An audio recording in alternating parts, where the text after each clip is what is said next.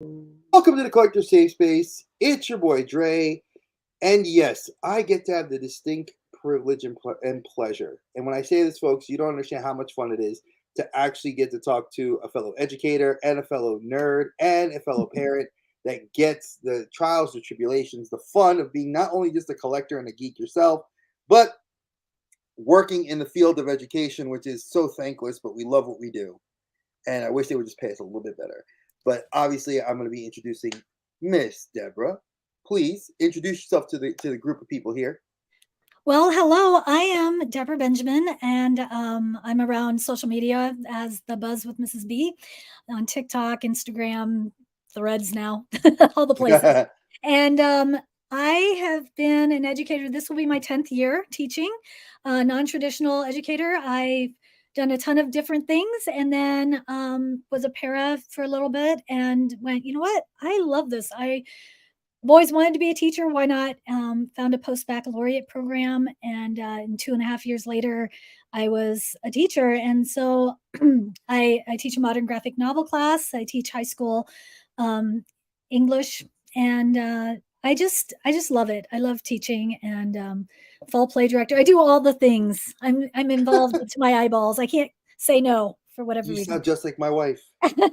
That's my wife is an English language arts teacher for a middle Oh, school, and now she's going to be okay. working in a new school, high school. Uh, So I Lord knows and I'm about to send her this so she can watch it while she's in the bedroom. oh 'Cause yeah, because she'll. I have all sorts of things that I can help her out with. So yeah, I probably started teaching my graphic novel class probably my third year or third or fourth year of teaching. We were reading a book, Innovator's Mindset by George Couros, and one of the things in there was that if do you have something that you're passionate about that you would love to teach kids, talk to your administrator and do it. And since we were doing this book study as a whole school, I went to my principal and said, every year now I've been talking about having this elective. Um, I do have an extra class period where I'm not teaching anything. I've gone to half price books. I've bought a ton of, mini lit circle sets of books, and we could do this. I can do this without the district wouldn't have to spend a dime. And he was like, well, okay. And he did. He let me do it. It took about 3 years to talk. Of course, when you're a brand new teacher, they're like, no, why don't you wait? And talk to your department and let's see if there's any standards that are missing. So I did have like a bunch of people that I contacted on the comic book teachers page, um and some other people that had reached out and gave me some tools, and then they're like, hey, tell me if this works, because I've been trying to do the same thing in my school. And um I honestly was very fortunate. I didn't have to go to a school board and present my case. My my admin at the time was like, sure, let's try it, let's do it. And my first class, I maxed out. I said, look, I can only do 16 kids because I only have that many books, and I think I had 18. I was like, okay, yeah, we'll let two more in, and so I was really happy that there was a bunch of a lot of senior girls that were like, yeah, let's do this, let's go Mrs. B's class. I think it'll be fun. I don't know anything about comics. Let's do it, and so it was a lot of fun. And so yeah, I've been doing it ever since. I think this year might have been my fifth or sixth year. It's only a semester long class in the spring, for juniors and seniors. So yeah. That's awesome. I mean, it's so unique because I feel it's so funny. Like when you look at the dynamic of Mhm. educators, that it's like a lot of educators, and I was told this as a Hispanic male, that they were like, it's such a rarity to see men walk into a in the building, school building anymore. Right. Because when I was growing up, I had a ton of guy teachers. I didn't have that many female teachers. I can remember a Really? few, but I didn't. Yeah, when I was growing up, I mean, what, I turned 45 on Tuesday, so I'm Oh thinking, yeah, I go happy back. birthday to you Thank and your you. wife. Yes, I know. Thank you. All let her. So she's watching, babe. You guys, thank you. Um, the the amount, I remember I had like a third grade. My third grade teacher was female. My fourth grade teacher was not. My fifth grade teacher was not. My sixth grade teacher wasn't. But I had two female teachers in my extracurriculars. So like my art teacher was, and my reading teacher was. But like most of the teachers I had were males. Oh And wow. it wasn't until I got to high school that I had a little bit more diversity where I started seeing the pendulum kind of make that switch, Mm-hmm. and now it's like I'm seeing it even more. And I'm very impressed to have somebody who's not only into comics, not just into the geek culture, knows it, supports it, and is willing to do it of her own free will and with little to no support when you started it. Because Yeah. like we were talking backstage, my story was kind of very similar. I didn't when I left college, I didn't want to be a teacher. Like I was like I wanted to get into education, but I was like, we'll see. I want to work in a museum, kind of Indiana Jones. Like my whole dream Oh was yeah.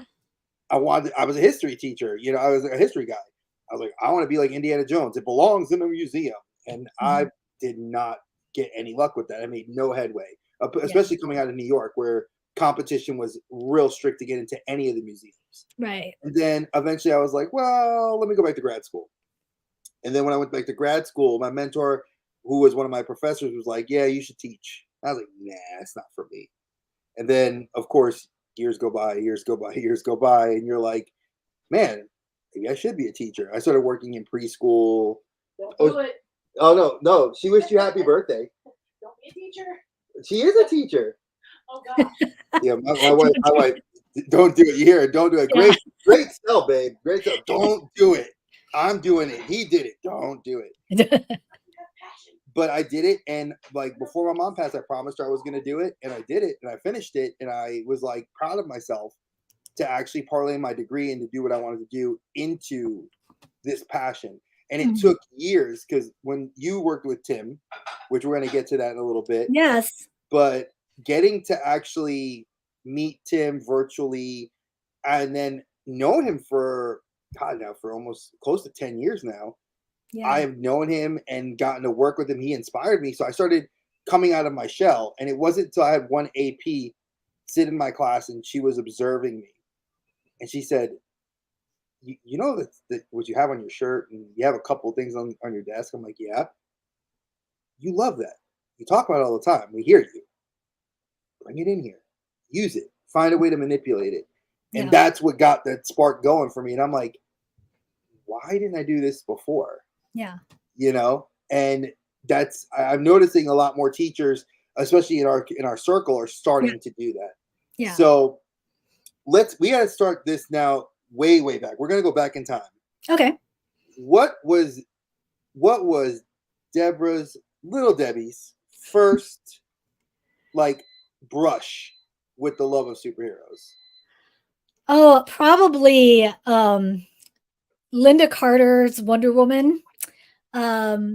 Watching that, I remember I was afraid of the Bionic Woman. There was a show called The Bionic Woman. Yes, I remember. Yes, and you're about my age, kind of. I'm a little bit older. But, Please. yeah, It's all relative. it's all good. Once we hit 40, it's all relative. It's all, yeah. They're lifelong child. Probably Linda Carter's Wonder Woman, and then of course the Super Friends. Watching Jan and Zeta, and the form of a bucket of water. It's always a bucket form of bucket of water. Form of Raven. Yeah, and then that. Gleek and all that. I loved that. I shipped as a small child. I was shipping Wonder Woman with Aquaman. I think it's because I was blonde and you didn't see, this sounds really weird because we talk about representation all the time. Here I am, blonde-haired, blue-eyed. I'm seen everywhere on screen, right? But superheroes, there's not very many blonde-haired superheroes except like that was shown on Super Friends at the time. It was Wonder Woman was it, and I wanted to be Wonder Woman. You have Supergirl, you have Black Canary, we talked about her, that kind of stuff, but here I am, the short frumpy little blonde chick, but I was out in my yard with my jump rope as my lasso of truth, and I used my seesaw as my invisible jet. and I would be spinning around in my yard, turning into Wonder Woman, running in slow motion, wah, wah, wah, wah, wah, jumping, wah, wah, wah. And that was kind of where it all began. And then we had this little neighborhood boy that had all the GI Joes, and he had all of the Transformers and all of the Star Wars stuff, which I knew nothing about, but he'd always have me either play Princess Leia or Yoda. I did not know Man, they what I was doing. typecasted you. He's like, man, if you're short, you're gonna be Yoda. You're gonna If you're be a Yoda. girl, you're Princess Leia. Yeah. And then of course He-Man came out. So I was out in my yard with a stick.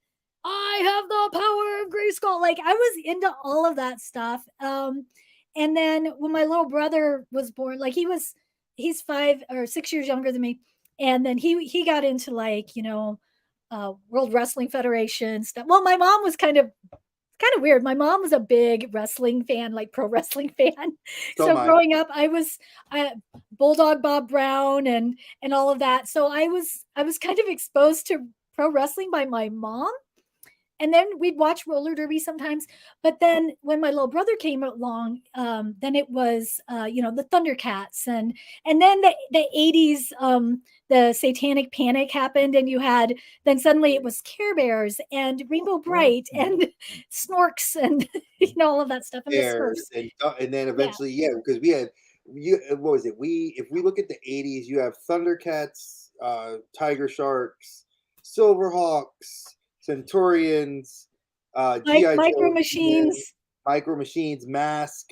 Yep. We had all that, and then it's like you had strawberry shortcake, yep. Rainbow Bright, the Smurfs, the Snorks, Wuzzles, the Wuzzle. Oh God, Gummy Bears, which I love them. Yep. Of course, then later on you had Tailspin and Darkwing. We had Disney Afternoon. We had Darkwing Duck. Yeah. But I mean, it's like I Chippendale. can see. Oh yeah, I love Chippendale Rescue Rangers. I actually. That movie was awesome. Did you see the most recent? Yes, movie? I did. I did. And when we went to Disney this past Christmas. Oh, fun. Oh, cute. That's adorable. my lanyard full of Disney trading pins that my wife made fun of me for. That's awesome. But yeah, it's like trust me. I think growing up in that time, we could say is the golden age. Yes. Of cartoons. And honestly, we didn't have access to comics in the town I lived in. We were really small. I knew nothing about comics.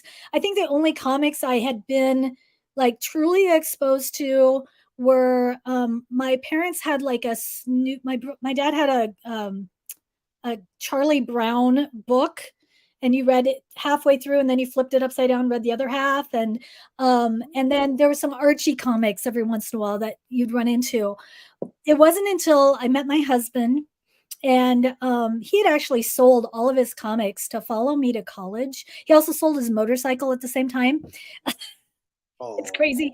And true love. And it wasn't until we got married and then we went down to Texas to finish our college education, and we ran into there was a guy there. He became a good friend of ours, and he had a ton of comics that he collected, and he would bring them over.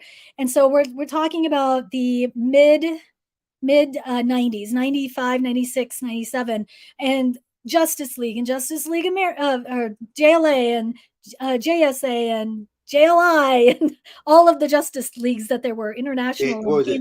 JLD, which is Justice League Dark. We had to add them in there too. Yeah. Now. And so, I started reading those books, and there was like all these characters, and Martian Manhunter eating his Oreo cookies, and Batman punching Guy Gardner, and those classic things. Like I got to read those. And then we started going to his comic book collector or comic book shop in Lancaster, Texas, which is like a suburb of the DFW area in Texas. And we started getting a pull list. And then after a while, he wanted a day off. And so I was like, I can watch the shop for you on a Saturday. No big deal. And I said, you don't even have to pay me. And he's like, oh, I'll just pay you in comics. So I did that. And that was when like Pokemon was really big down in Texas, and kids are bringing in their Charizards. I got this Charizard. It's $75. It's worth $75. I was like, no, it's not, because you've been keeping it in your pocket. Um, but yeah, and that's where I got my education about Pokemon, at least for the first generation or two. So I was like, information I didn't really want, but I garnered. I was around for the cross gen universe. I collected that. I loved that comic book company, and then they went under, as most do when they try to go up against DC and Marvel. It was a really great idea and concept that they had, and they even won up, I think, a Pulitzer for one of theirs called Ruse. It was like a period piece, kind of a mystery of in the 1900s. This guy and this lady going around solving crime. It was really, really cool. But they just, I think they just were trying to do too much. And yeah, it was. I always, my husband always jokes that I single-handedly destroy whole comic book universes, because every time I collect a comic or a comic universe, it gets canceled. So Really? Oh no. if there's a comic out there you hate, tell me and I will start collecting it, and it will die. I mean, well, if you look at it now, so I want to, because I think this is a cool question I'm going to ask you. Well, I think my wife's, because I know she probably is watching it now. Um, we're going to cover banned books in a sec. Oh, Because good. I know her opinion, and I'd love to hear yours, and I know she's going to have one. So the, with companies that died during the 90s, like Mhm. Valiant, Yes. and because I worked at a comic book shop when I lived in the Bronx. I'll give you a quick little story. I was in the Bronx. I was 14 years old, Mhm. and my mom, we just got our first apartment after my parents had gotten divorced, and I would walk to my grandparents' house. So I would walk. It'd be like a 15-minute walk. Yeah. So I'm walking through the city, and I'd cut through where one of my favorite delis was, and right next door was this hole in the wall, probably no bigger than my living room in the current house we live in, comic book shop. So I went in Mhm. there. Guy was a young Spanish guy, maybe like probably like as old as I am now, so probably in his 40s. And I was like, I'd go in there, I'd buy comic books from him. And man, one day I just was like, dude, can I work for you? And he's like, how old are you? I'm like 14, about to be 15. He's like, all right, you can come in. He's like, you can only work these hours. And he's like, I can't pay you like cash. But I can Yeah. pay you in comp. I was like, dude, I got a pull list here. Just let me take my pull list home with me when I work. And he's like, fine. And I did the same thing. So that's how I was kind of. I mean, I read comic books for years from going to like the comic book store, the drugstore, pulling Yeah. them out of the like out of the shelf of the news racks. But that's like when you could go in and you're talking to people and you're like getting Spawn #1 by McFarlane, and you're getting like Top Cow when it was at its best with Yeah. Wetworks, and then Wildcats when it was Yep. Wildstorm Comics, and now that's all DC. Right. And then you're seeing that. So everything that dies eventually has now made its comeback, because Valiant's made a strong comeback under Mhm. guys like Clayton Crane, where he's now drawing for them, and I mean, like, amazing stuff. I can't wait to get to meet him next week. And you're looking at all this stuff. So don't think you're the jinx. I think if I gave you a company you like, please, like, love My Hero Academia. I'd love for them to freaking finally end, so I can see a couple of years of death, and then let it come back again as something bigger and better. Yeah.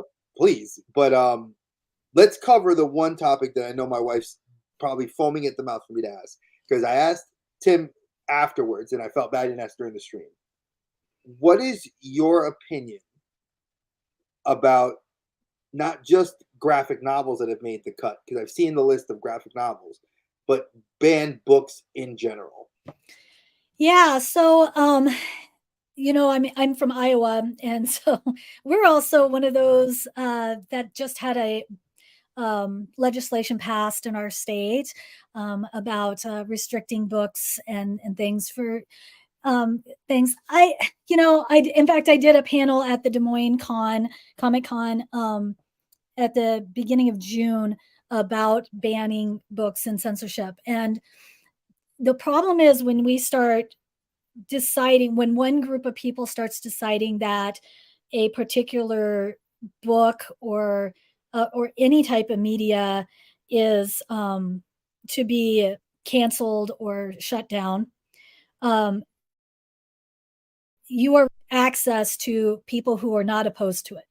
And it's not anybody's, it's our right as American citizens. We have the right to intellectual freedom. We have the right to be able to read. And I don't care if it's something that you find offensive, then don't read it. And if it's something that you don't want your children to read, then don't let them read it. But it's not your place, or it's not somebody else's place to tell me what I can allow my kids to read. Whether I agree with the content in that or not, it's still not my place.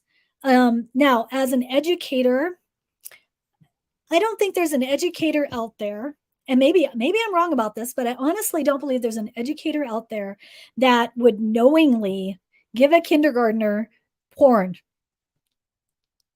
That would be kind of, they would have, Dumb. I would have words. I'd have Yeah, words yeah. for a So person like the whole that. thing of age appropriateness, and I know what's happening in our state is we have zero guidance about what that means. And because our legislative session, or our fiscal year starts July 1st, you have all these teachers go home for the summer, and librarians and administrators.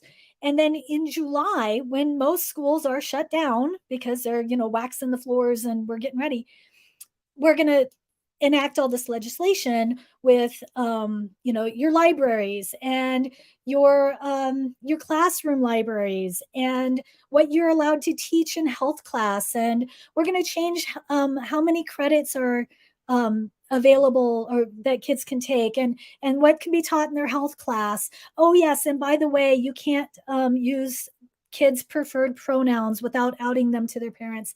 And then the last thing is, oh yeah, but we're going to help you because here's this new discipline policy that will help you get these kids, like we're doing you a favor. But now we have to go back into our handbooks and change everything, and then train staff and train kids that this is the new policy with no time to do that. And so I think it's very frustrating. I think we have a lot of people jumping, like shooting from the hip is what we call it. Like, pew, something's happening. Oh, we better attack it now, instead of thinking through and giving some guidelines. Because I think most teachers want to do the right thing, and we're not indoctrinating kids. If I could indoctrinate a student, they would not break my stuff. They would turn their work in time. They'd be respectful. They would, they would all do the best they could do, and they would be good people. I don't have time to indoctrinate them about anything. I have trouble getting them to capitalize I in a sentence. So, and I teach high school. They can read. Imagine getting, Yeah. like, Or my just wife read was a going through book. that as well. Yeah. So I think that's kind of it. And when I was doing my presentation, I was looking at the reasons why books are banned in the first place. And so one is that belief that all comics are for children. They're seen as low value speech. They're deemed not age appropriate, whatever that means. They might have explicit language, or they're sexually explicit, or they're banned because they have, or challenged because they have LGBTQIA plus themes, characters, depictions, representations, etc. Or there's racial, religious, cultural themes, or they've just taken a whole section out of context. And that's what I've noticed most of the time. It's like, well, I can't believe that this, I don't know, let's say Mouse, because that was really big in Tennessee. Love Mouse. I can't believe that Mouse has that picture of that naked woman in a bathtub. Her breasts are exposed. That thing is like an inch by inch. It's a tiny little picture. And do you really think that Art Spiegelman was drawing a pornographic picture of his mother? No. No, it's taken out of context. It's a picture of her when she committed suicide. It's him drawing it. It's him dealing with that. There's nothing sexual about it. It's not pornography. So I think it's just like we take little things out of context and we run with them. And my thing is, you have one group of people saying this is we should ban this stuff. What happens when people start going after that group of people's literature? So I've always been one with caution to say that, like, I'm not for censorship of any kind. Granted, there are things that the United States Constitution does not protect. Obscenity, there's a lot of stuff like that, threats, all that kind of stuff. So there's a fine line. I think they've gone to court about this for ages, about what is art, what is obscene, what is not obscene. And I think I'm glad that parents are wanting to get involved in their kids' education, because that hasn't happened. It's just that we're not getting the right parents involved. No, Because the you're ones that are 100%. complaining are usually the ones that have AP kids and their kids are really, really good. Or it's the people who homeschool their kids who are throwing the biggest fit. And it's like, you're not even in here. So, and of course, they passed the voucher thing here in our state too. So we'll see how many people actually come to school this year. Oh no, I'm with you. It's because Tim brought up, and it's interesting to hear your perspective and his perspective, how very Yeah. similar, but yet there's a slight divergence. Right. Like Tim said, like he'd fall on his sword for it. But Yeah. he's like, hey, I as an educator, I'm not going to basically publicize that I have all this stuff in my classroom. He's like, my administrators know what's in here. There's a list that the state knows. Like, they all know what's on my shelves. Yeah. He's like, but does it mean that I'm taking things off my shelf? No. He's like, that means that there's an option for that child that's maybe queer and wants to have a queer superhero or a queer character, and decides that they want to see that representation. And I was the same way. I said, I had books in my classroom that were behind my desk. Now, mind you, I'm 6'1", 245 pounds. Not many people are going behind my desk. Right. And my kids knew to stay the hell away. Yeah. But they also respected my bookshelf. I had manga on there. Manga's highly violent. Now, did I have like explicitly graphic, like isekai style manga? No, because I know what that is and I know what to avoid. But did I have like My Hero? Yes. Did I have like, like My Dress Up Darling? Yes. Because there were kids that were interested in not just sports, but like they wanted to see science fiction, mystical, whatever. And I offered on both levels of graphic novels, actual fiction. Like I had R.A. Salvatore sitting on my shelf, and I love R.A. Salvatore, But again, I made sure that would I defend it? Yes. Would I lose my job for it? Oh man, no. Yes, no. Depends. I mean, my mouth would write a check my ass can't cash sometimes, and I would 100%. My wife would say that and probably agree. Yeah. But on the same breath, I respect the choice that the kid has, and that I as a parent would have, because no one, like you said, no one's gonna tell me what my kids can read. Right.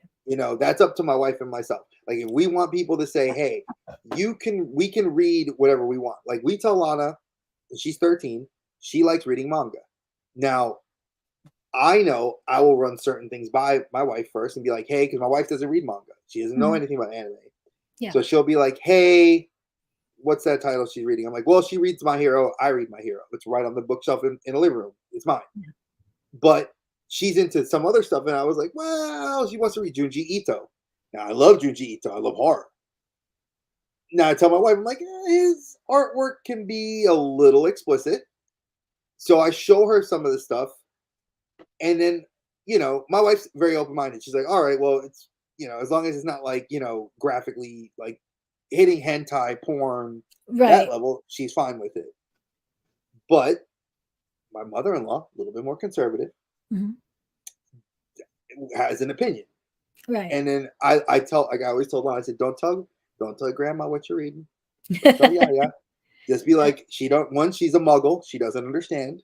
Yeah. She's in her 70s. She doesn't know what this is. Yeah. And she's going to probably say you're weird for thinking about reading it, but that's okay because we love you and she loves you too. But Yeah. she doesn't want you reading that stuff.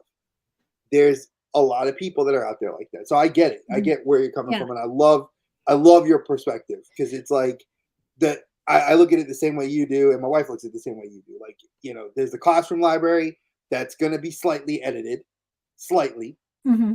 But then there's my personal library that's not edited. I want to read everything because I should be able to say if I want to read the Quran and read, the Bible and have them both sitting on my shelf, who's going to tell me otherwise? Right. Nobody has a right to come in my house and do that. We're not living in V for Vendetta. Yeah. Yeah. And that's an interesting way of like, I feel like thinking about that. That's just my approach. Yeah.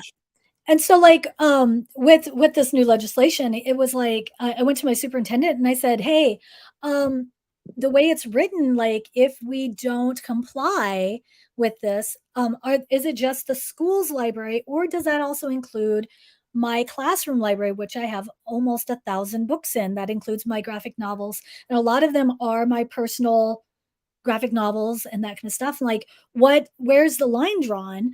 And because the way it's written is if a school is found to have books that are deemed inappropriate, they'll get reported to the Board of Education, and then it goes up to, well, the superintendent will get in trouble. And I said, I know there's not a superintendent out there that is gonna take a bullet for me when it comes to, I could lose my job, or I could get fined or lose my license, or the teacher can go. Who's gonna go? And he was like, no. And I was like, yeah, don't even, because it's just common sense. I said, so I need to know from you, do I need to pack up all of my books and take them home over the summer? And he's like, we're going to wait until we get guidance from the state. And so luckily we don't have a superintendent who shoots from the hip, because in the past it's no, we got to, do this. So we're kind of waiting for guidance on this from the state. And so what I did is there's a free app called Book Source, and you can scan the ISBN numbers with your phone, and then you put it, then kids can check it out. They can log in and they can check out the books. They can see it, a picture of it. And so that's how I have everything. And then I will send a link to parents. If you want to know what's in the classroom that kids can read, and if there's something in there you don't agree with, then I won't let them check it out. Easy peasy lemon squeezy. But I'm not getting rid of my books unless I'm told otherwise. Now, like you, I have graphic novels that sit behind my desk that I only allow certain people to read. Like when we do our social issues or social emotional unit for my graphic novel class, one of a favorite, it's so heavy, is this book, Lighter Than My Shadow. It's very big, very, very thick book, lots of graphic weight. And like there's pure white pages, there's black pages, but there's nudity in it because she's dealing with her body image. So I think I've only had one guy read it, and he was just really impressed with the graphic weight. There were some places where there's throughout the book there's this little black squiggle that's always around her, and sometimes it takes up the whole page and it turns it completely black, and other times it's white page and it's just little, it's always there, kind of like in the back of her head, and she's raped by her therapist, and there's just a whole bunch of stuff that goes on. Lighter Than My Shadow, but the book is super heavy and big and has a very heavy topic. But he said you can actually feel the ink raised up on the surface a little bit wherever that squiggle is.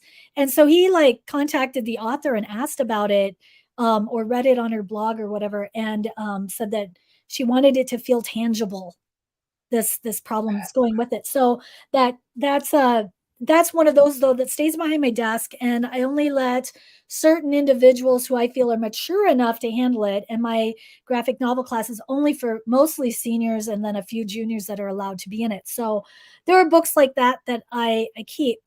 Then there's books that I bought from my classroom, and then once I got them and I reviewed them, I went, yeah, this is not going to fly, as great as the book is. So Prince of Cats, which is this very vibrant colorful book, and I don't think I have it downstairs here with me. It's a oversized graphic novel written in Shakespearean, the Elizabethan English. It's basically the story of Tybalt from Romeo and Juliet. So you see Rosalind, you see the fight between him and Romeo, when he dies and all that stuff. But it's kind of like all the things leading up. But it takes place in like 1980s inner city of, like, you want to say like in an urban area, maybe like New York, with the bright pinks and all that. But the gang violence is swords, and it's all African American, people of color in the things. And I was just like, this is so cool, because they're using the style and all of that, but it's all updated. And I thought, this is great. But then there's like 3 or 4 pages with panels of full frontal nudity and sexy. Can't have that in my classroom, but I can bring it every once in a while and be like, look at this one page where we're having the fight scene, and I could use excerpts from it. But I would never like be like, here, take this home and read it, show it to your parents, because they'd be like, oh, Oh, they'd be dude, that's shook. like showing kids The Warriors. You know, I love that movie. It's probably one of my favorite. It's probably one of my top 10 movies of all time. And knowing that The Warriors movie is based on a 1950s novel about gang violence in New York, Mm-hmm.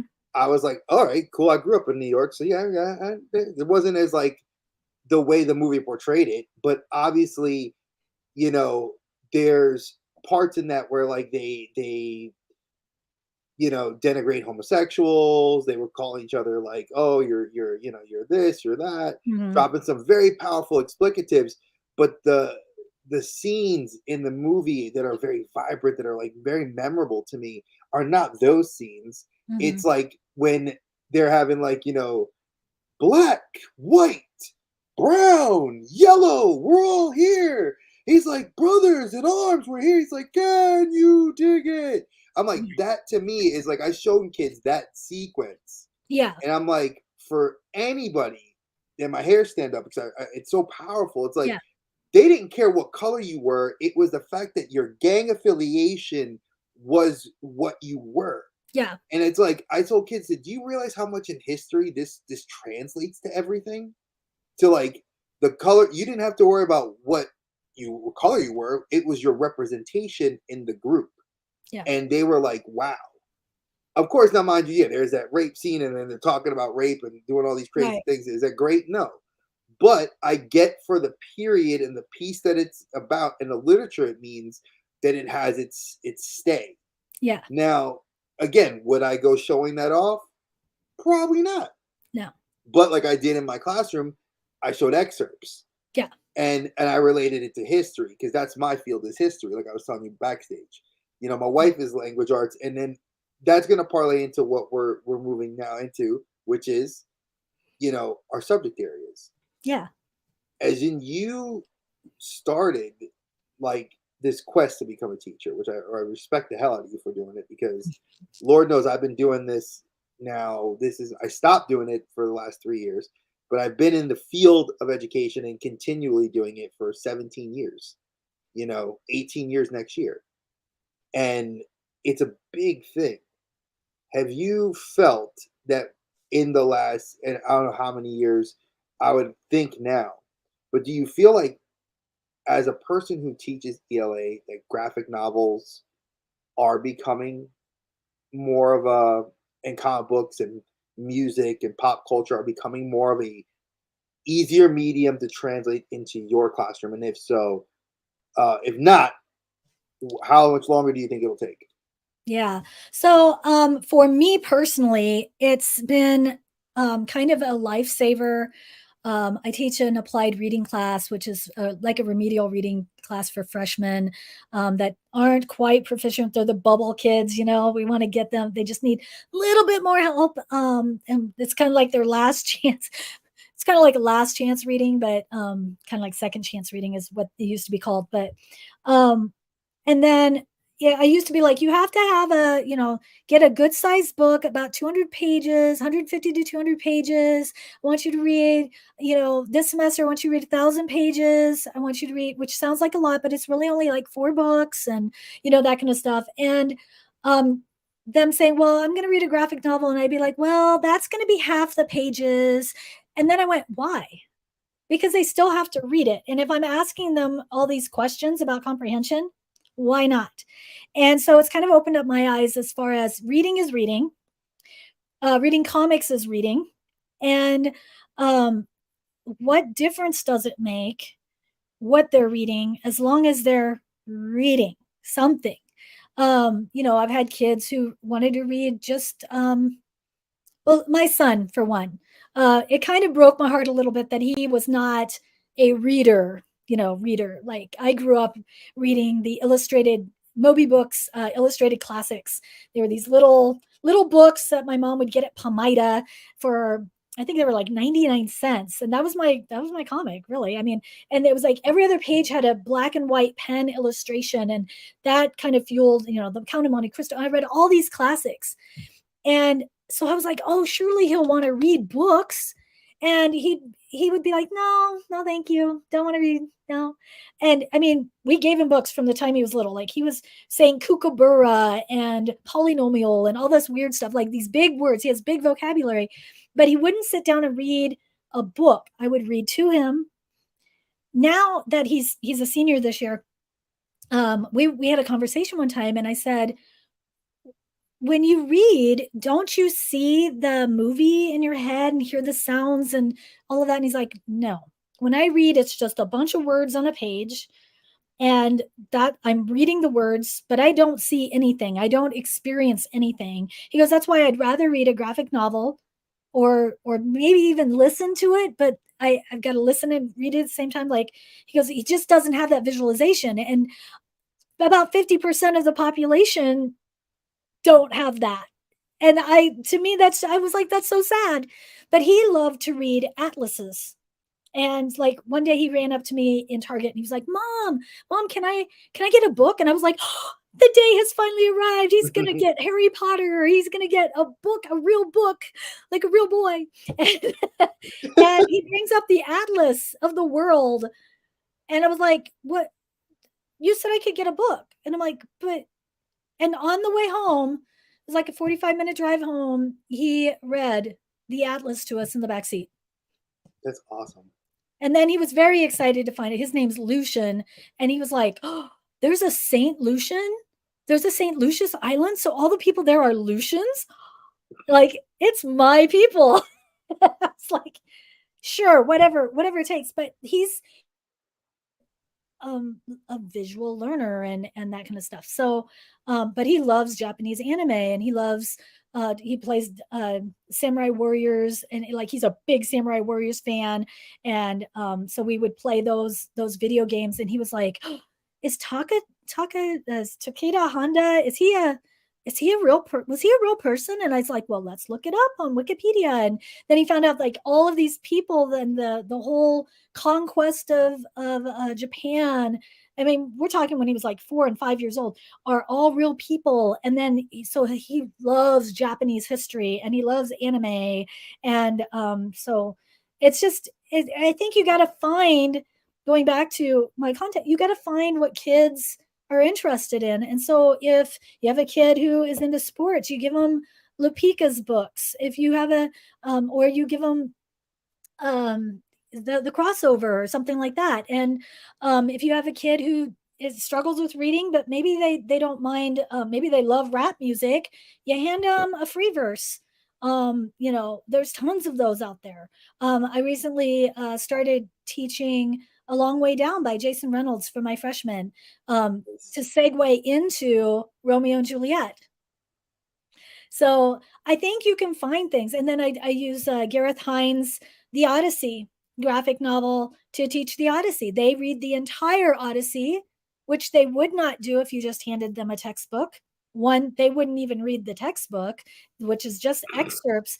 But here they're reading the whole thing. And the people who really struggle with reading the comics, they struggle with it, but at least now they can understand that every time it talks about this person showing up, it's actually Athena in disguise because it's colored in blue.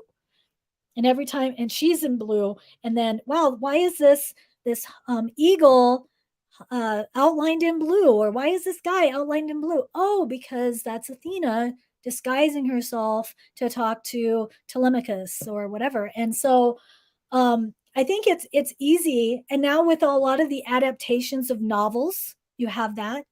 And like you've got Octavia Butler's books, The Parable of the Sower and Kindred, that are have been turned into graphic novels. In fact, I've only read the graphic novel of Kindred and Parable of the Sower, which made me go, wow, maybe I should read the book.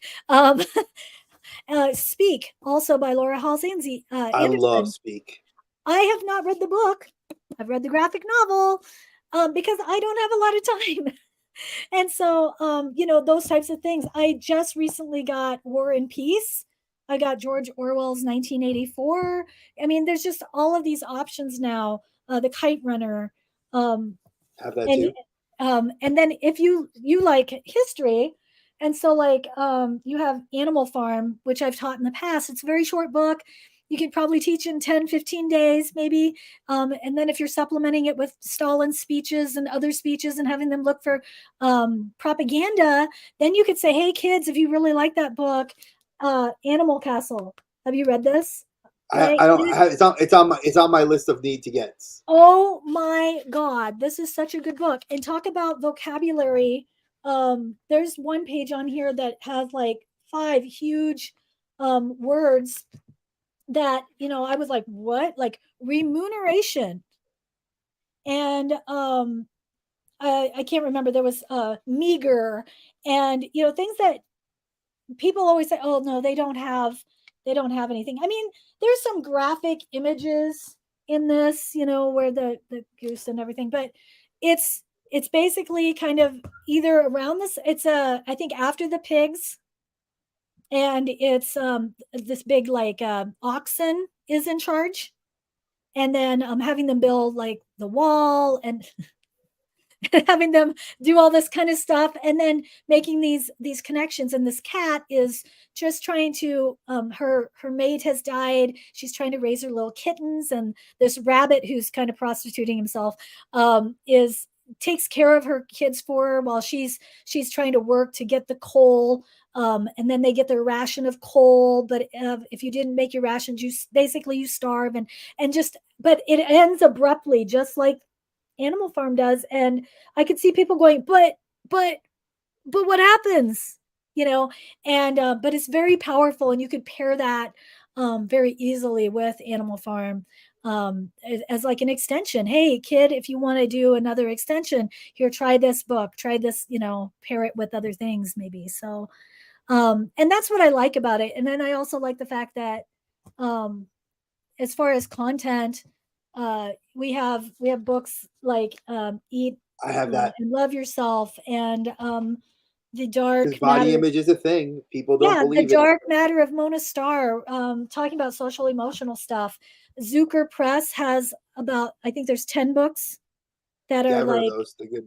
I've seen those. have you seen these? Yes. Yeah, they're hardcover.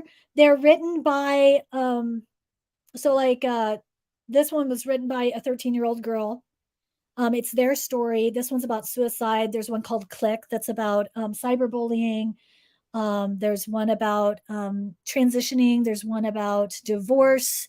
There's tons of them. One on race. And then, then you have the DC Ink books that I cover. love those. These are amazing. Not all of them are good. Some are That's not true. so great. Some are not so great. They're a little weak. They're like, oh yeah, okay, yeah, it was all right, but like Nubia, talks about just gives you a whole new perspective, your relationship with cops and protesting and put your hands up, that kind of stuff. And then my wife just did a book club for that last year of with Nubia. For Nubia. Bunch Yes. of I put out this blast on social media for her, and there was a lot of groundswell from friends of ours and mine that were like, oh, we'll buy you. They bought like 5 copies. People bought her copies, and she was able to do like an actual book club with girls and girls that weren't even interested in comics that were in the class. Yeah. Really took to it. Yeah, Breaking Glass by with Harley Quinn from this series is really good. It talks about gentrification, and then LGBTQ rights and the like the I can't remember what they're called. Like the drag shows and that kind of stuff. Okay. Because they're trying to close down this area because they're going to bring in this, nice like shopping area and make it nice so that the crime will go away and the poverty and where are all these people supposed to go? What are we supposed to do? This is our home and you want us to leave. So it's amazing how these books can just have, and then there's Beast Boy. That's about Yep. body image. Raven's about it has a social thing Yeah, too. Ravens was I think about her Foster care. I want to say I think it was foster care as well as like where her role was with her and her family because Yeah. of the dark side of Trigon and Right. like her trying to be still human and not try to forsake herself to the Yeah, dark so side of there's the all demon that side. identity stuff. And then the Catwoman one. Oh god, I have all Was those good. too. I Yeah, the I have Batman almost the all of Batman ones them. are good too. If you haven't read that Batman one where it's like young Bruce Wayne, those are kind of interesting because it's kind of like him dealing with his trauma Yeah, I haven't as read like those yet. with his fam. They're good. I have the Batgirl one, which she's like, and then I have Oracle. Yeah, I have the Oracle one. Let me see. There's one right Yeah, here. I have to grab it while I was thinking about it. I just got Constantine. That was okay. Yeah, the Constantine one wasn't great. I Yeah, heard the Zatanna one is supposed to be good. yeah, And I that's got on my wish list. Yep, I just got that one. this I haven't Yeah. even read yet, but it's on my list of books I have that I have Oh to yeah, really I've read it. read. It's pretty good. It ties in with the Beast Boy. It's the fourth one. Fourth one? Fourth one in the series. And then they shout out to what the next book is Starfire. And I know I have the Swamp Thing one that they did too, Yep. which was about how love across, like I Hmm. don't want to say interspecies, but obviously like what it would be like with his romance. They also did the one with Victor Freeze and his wife. That one was actually pretty good. Nora and Victor, I think. Yeah, Victor and yeah, no, Nora. that's on my Amazon wish list. I've been wanting to get that one It's too. okay. This one I wasn't as impressed with, but it was okay. See, Constantine was okay. I was expecting more for a Constantine book because of how racy his character is. Yeah. Hellblazer, you come from the Hellblazer series in Vertigo. DC Yeah. makes you the Hellblazer, and Neil Gaiman has used you in his series, and you're the master of the dark arts. You're one of the best wizards in all the DC universe behind Yeah. Doctor Fate, and you are kind of like a lackluster kid. And I was like, man, you could have made this way edgier, but I Yeah. understand why they can't push it to that Hellblazer level because then it does move it to the adult level where Right. they're And not trying to the get the kids a foot in young the door. adults. Hmm. And I know Yeah. Marvel's doing this now too because my wife actually picked up at the school book fair last year the Captain America book on World War II. Oh yeah, the And by Alan Gratz. Is that it? The I can't hear you. oh, is it the Alan Gratz one? Oh wait, that's give me a second.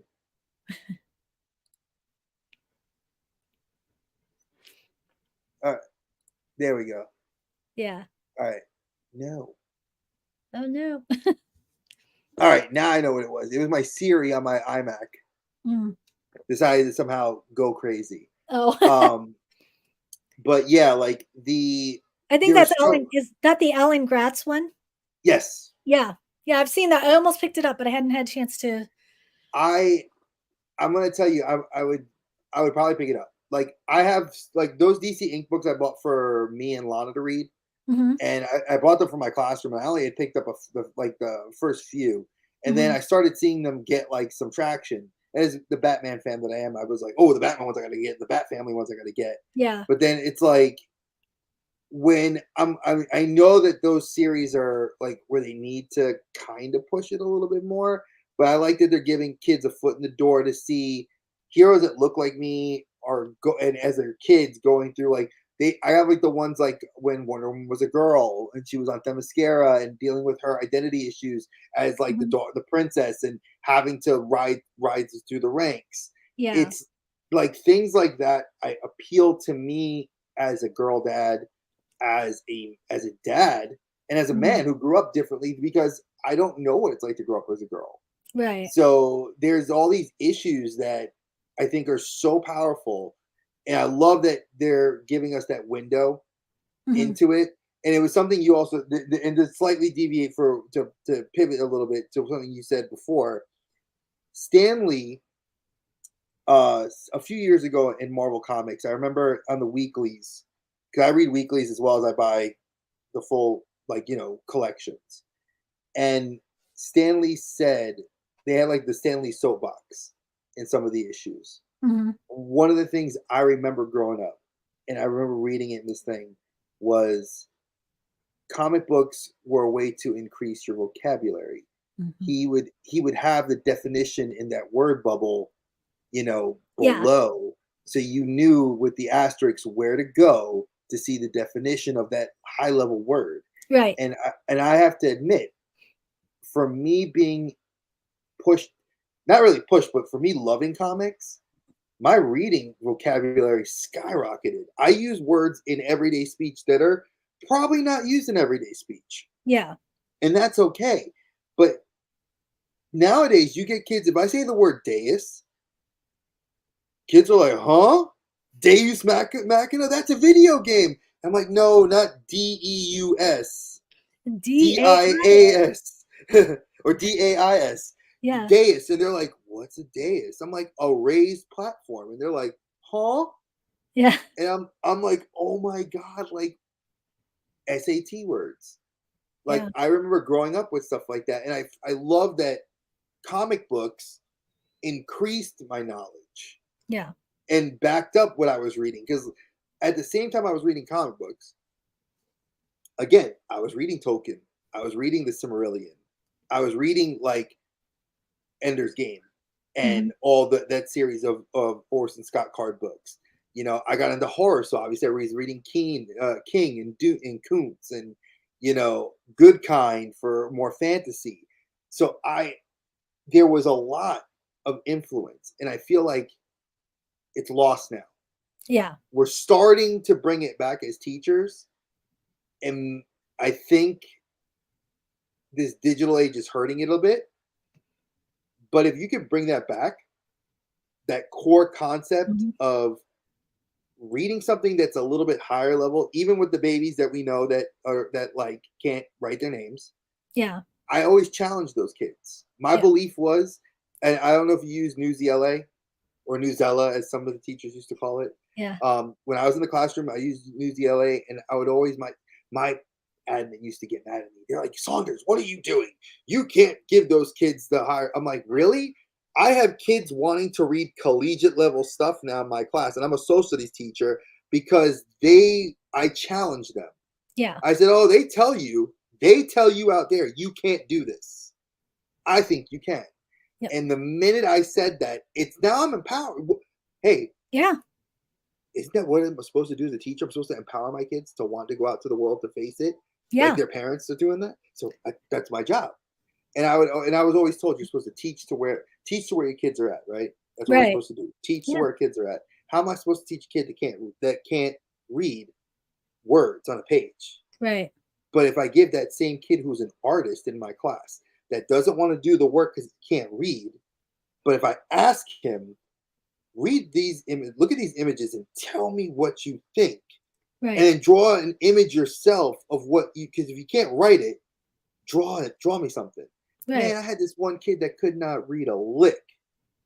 But if I put this kid with some images and said, just tell me what your idea was, Yeah. gold mine. Yeah. That's what we're supposed to do. And I think graphic novels have helped that way because I'm sorry, I know for a fact my wife, who loves to read, probably would never pick up the Cimmerillion because probably is boring as hell. I told her it's a history book. Yeah. But if I gave her a graphic novel and showed her Numenor, the TV series on Amazon, the Lord of the Rings series, Hmm. she'd probably get into it because it's like, oh, okay, it's high fantasy. You know, you could give a kid. I read The Hunger Games, Hmm. but could you see a kid watching The Hunger Games now? Yes, but even still, they may not like the movie. But what if they made that a graphic novel? Right. I guarantee you, It's kids kind would of like jump on Lord of it. the Flies. If I've asked, I've gotten on before. I was like, Gareth Hines, you should do, because he does all these classics. You should do the Lord of the Flies, and he's like, I totally would, except that the Golding like family has not released it, so like nobody can touch it. And because I have kids that were like, oh man, I hated reading that book. I never read that book, blah blah blah. And then I have some that were like, I actually read that book. Like they're like, I actually read it. Like it's a big secret. They don't want anybody to know they actually did the work. And they're like, that was brutal, or oh man, that was so good, or oh Piggy, like and I gamified it and everything, but um and I haven't taught it since we came back from COVID, from the COVID shutdown, and I taught it that year. But we were supposed to slow everything down, and so what normally would take 4 to 5 weeks took 8, and it was just like, guys, you got to read the book or just listen to it, just do the work. Nobody I had some that were asynchronous and some that were there sometimes and not, and it was just ridiculous. And I know. so I haven't taught it after that, but I used to gamify it. We'd break them up into tribes of 4 or 5 kids, and then they'd do lit circle discussions, and they got points for having the reading done and their questions done. And because we're standards based, so we don't give points for all of that participation stuff. So they got points on the board for it, and they got points for whoever's flag for their tribe got the most votes from my other classes. And we did some escape rooms on figurative language and stuff, and the kids just ate it up.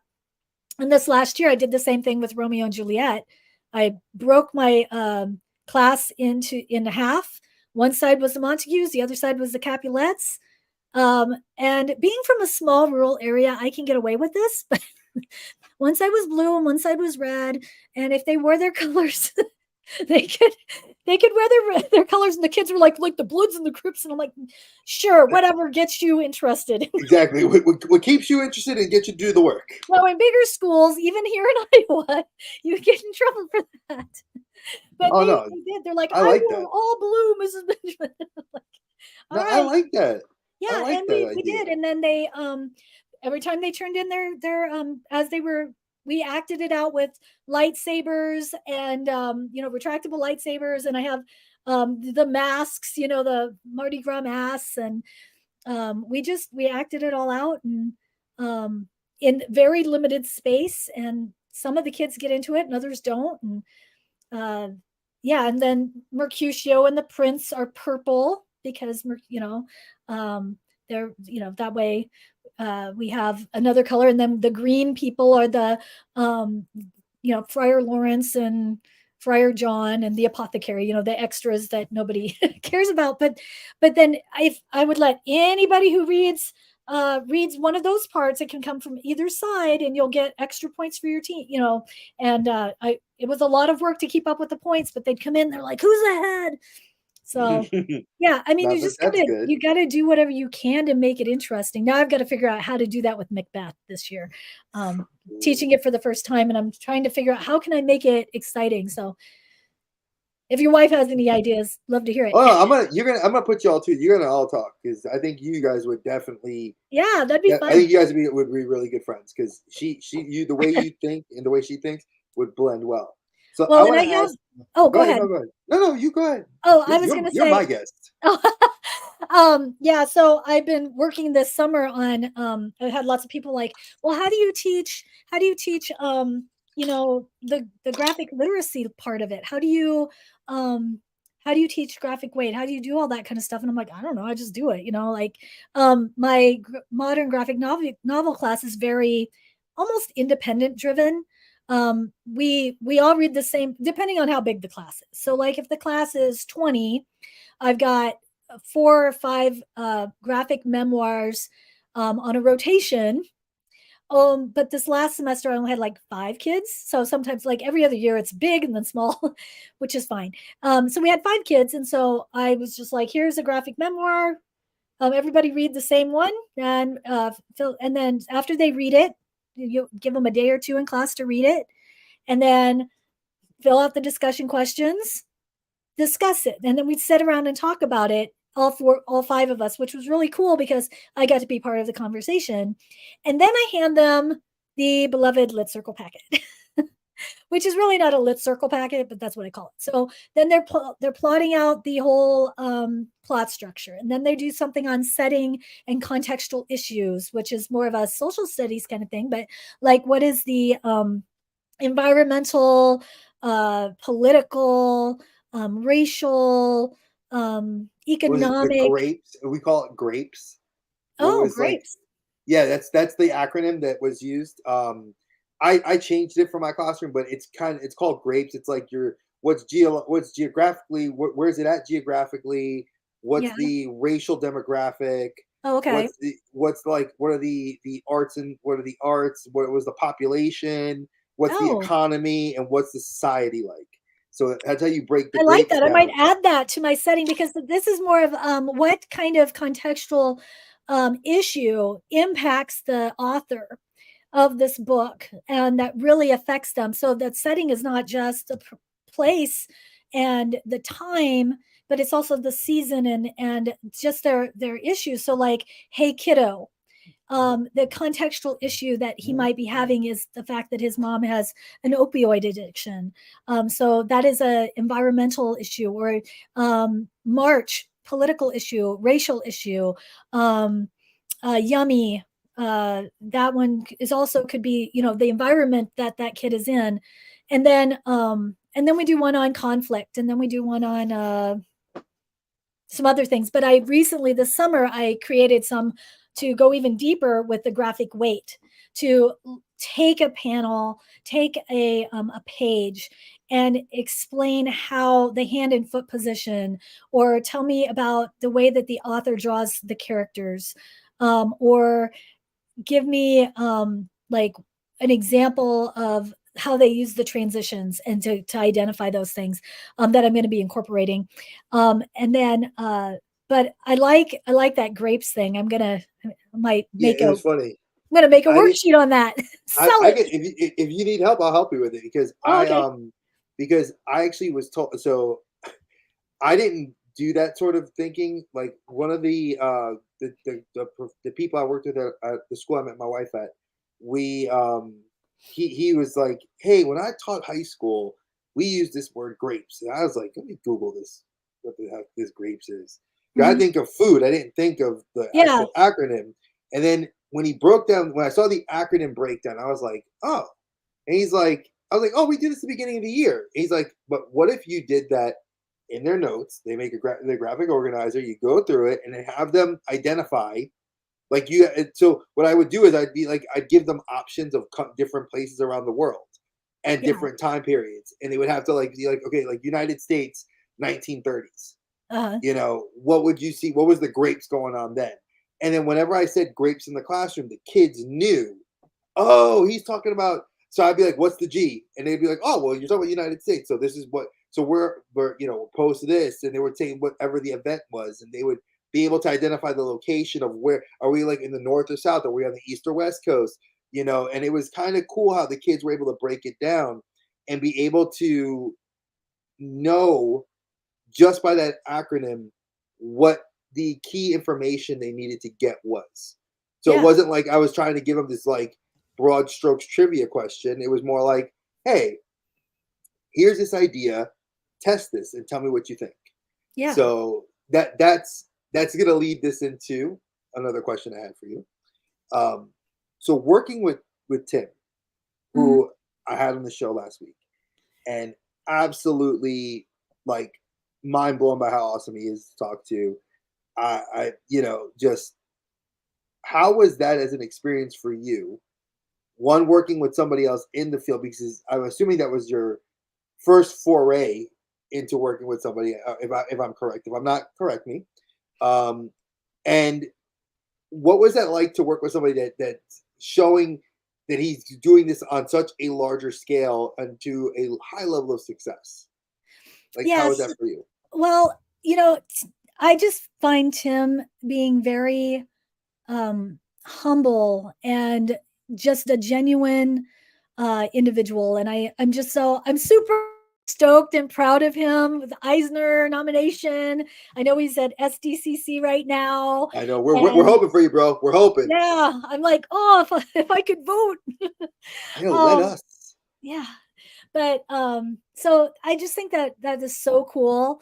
I have worked well, like I did the video with him, and I've uh I've seen him on other things, where I've popped into some of his presentations for, like, I want to say Reading with Comics, or maybe it was probably something else that was in Pennsylvania that was during virtual stuff. I've also saw that you interviewed Michael.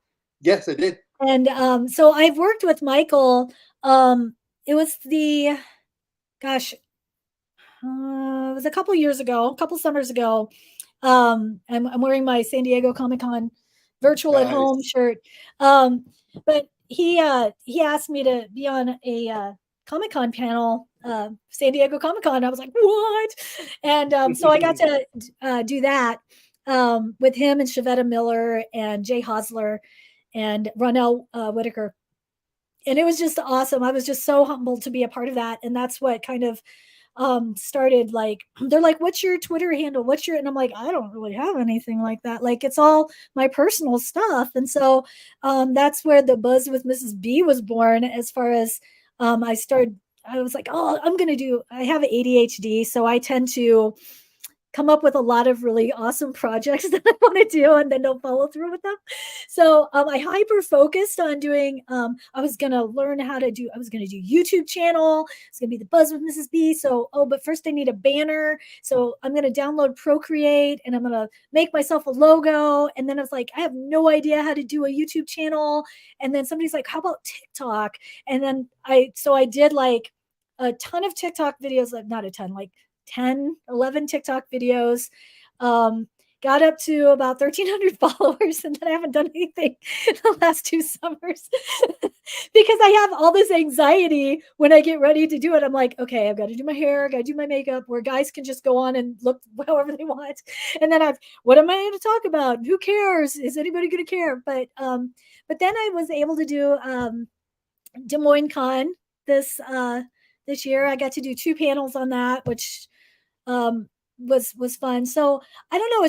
It's kind of opened some doors. And then Michael and I also did I think it was a Reading with Comics thing where we did a panel. We did like a videotaped one, and then he and I did a breakout room together. Nice. And so when Tim asked, hey, I want to interview you, I was like, sure, cool. And but I just look up to those guys so much because they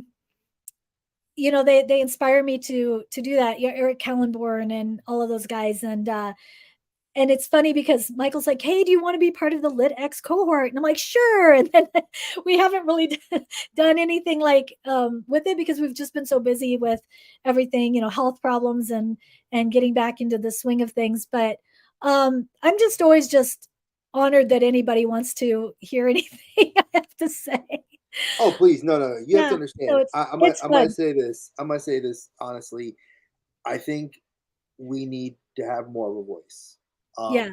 I feel like, if for nothing else, like, people need to know educators are so much more with kids than some parents are.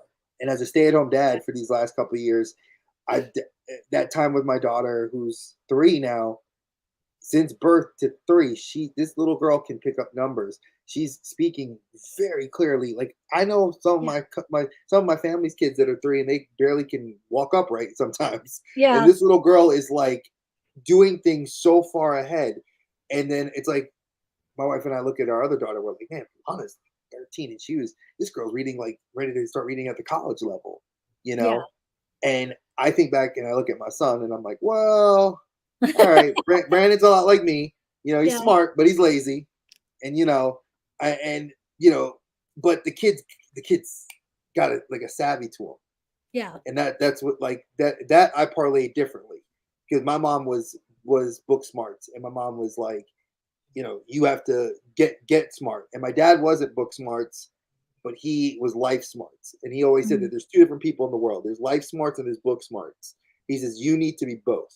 Yeah. If you can balance those two, Andre, you'll be fine. And I've learned to because I've lived being poor and I know what it's like to grow up Yeah. in the hood. And I've also been with like, you know, the silver spoon in my mouth and know what the better half has.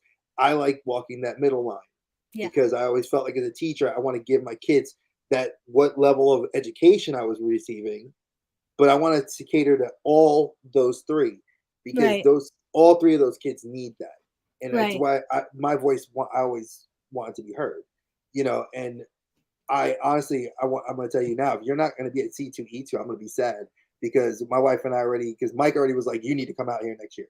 So I was like, all right, I'm coming. You know, I'll come. So you should come too and join us because I think that'd be awesome to get more. Like he said, like that's the hub, which I Yeah. never knew this. Like I know C2E2, and you and I are both geeks. That's like, ooh, look at all the celebrities that are going there. Like that's what Yeah. I'm thinking about. But he's like, dude, there is such a huge community of teachers that like come there just for that. And Yeah. I was like, really? Not SDCC or NYCC? He's like, Yeah. mm-mm. He's Yeah. like, here. And I was like, wow. Oh, I'm like, well, you know, my wife is working on her third master's degree and eventually going to going for her doctorate. Wow. This lady is an underachiever, and I'm going to say she is an overachiever if anything. But Yeah. the interesting thing is to know that there's a place where there's people like us that Yeah. have this interest and this desire to teach, you know. And here, my friend EC collecting Colin, he's going to be there next year. That's why he's happy I'm going because my whole family's going to go. We're the four of us are going to go, and I was like, I want to present because I feel our voices can be heard. So Right. don't ever stop. Like if you want help with the YouTube channel, I've been doing this for 8 years. Oh wow. I've rebranded 3 times, and Yeah. this is the last rebrand I'm doing because this is honestly what I wanted this about community. Yeah. The level to get people aware of what's happening in the world and not just like I'm not like a political platform. I hate that shit. Yeah. I'm about collecting the love of the hobby and how I can parlay that into life. Yeah. And that's why when I'm beginning teachers and just people different types of content creators to come on and discuss what they're doing and how they're influencing the community, Yeah. I praise you for it. One, it's hard because as a woman, it's definitely difficult because as a minority male, I'm in the same boat. I don't like you said, like, oh, as a guy I could jump on and pop on, but sometimes they don't hear my voice because they see something that Yeah. they don't like. But I look past all that and I try to, you know, and this is why I love what I do. Like my friends know oh, his son's gonna be there. Cool. Um sorry, I was reading the chat scroll. Like I saw the Oh chat yeah, I scroll. just saw. Yeah. So it's like these are all things that are positive environmental things that I want to do. And that's why when Mike asked me to come out and like I've been trying to work with I've been talking to Mike for since last summer. Mhm. And when I was like, oh, then I remember I saw your video and I was like, I've been wanting to interview Tim for like close to 2 years now. And to have him come on, I told him, I said, I fangirl, dude. Like I said, I've been following you since 2015. Yeah. You know, like this is huge for me. Yeah. And it's like to see more and more educators using this as a tool. My friends even said, they said, if we had teachers like you, I would probably have done better in school and I would Yeah. be a better. And I'm like, I'm sad that that's what happened, but I'm glad that we're here now, Right. you know, and like you said, it's interesting with your son not wanting to read, but he'll read comics. If he's really interested, get him into Japanese folklore. If he's Oh yeah, really into Japanese he history, loves Japanese anything. He at one point he was like, "You know what? Maybe I should go to college to learn about Japanese history and get my degree in that." And I said, "Honey, that would be great, except that I'm sorry, but if you went to Okinawa and you were learning this, and then you went to a museum and you were trying to teach me about Japanese history, or I was going to hire you to be a curator at a Japanese history museum, and it was you and a Japanese guy, I'm going to hire the Japanese guy and listen to him over a skinny white boy because so maybe you can be very knowledgeable about it, but I mean there's some things that doesn't belong to you, and Oh yeah. so it's not your story to tell, and but you can still enjoy it. And I know for his history, one of his history projects, he kept asking all of his history teachers through middle school and high school, when are we doing Japanese history? And they're like, probably never.